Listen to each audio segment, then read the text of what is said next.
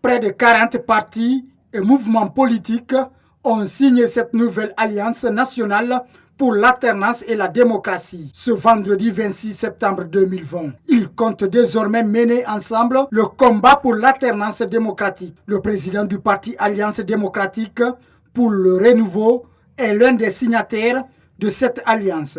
Vous savez, le contexte a changé, donc la forme du combat doit changer.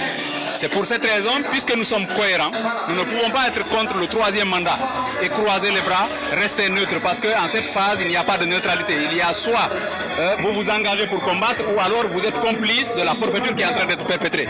C'est pour cette raison, l'ADR, au sein de l'Alliance CAD, a décidé de s'engager derrière le candidat de l'opposition qui est à même d'apporter l'alternance dans notre pays. Puisque, comme vous savez, qui parle de démocratie parle d'alternance. Le seul bilan que M. Alpha Condé peut nous présenter, c'est les difficultés que traverse la Guinée actuellement.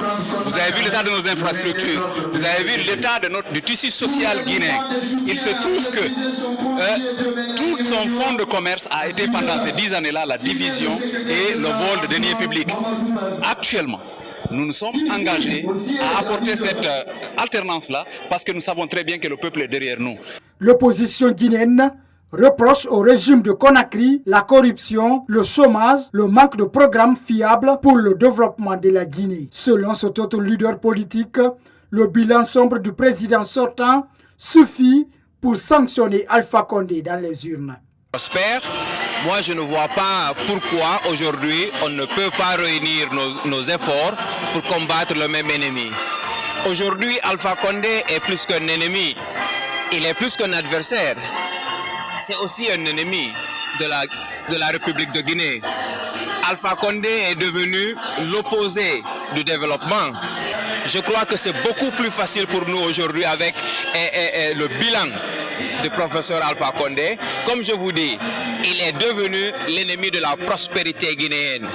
Donc ce ne serait pas du tout difficile pour nous de justifier, de démontrer qu'il est incapable de soulever ce mendiant qui est assis sur une mine d'or. Cette nouvelle alliance entend dans la sensibilisation des militants pour le retrait des cartes d'électeurs et l'identification des délégués pour la sécurisation des voix le jour du scrutin du 18 octobre 2020.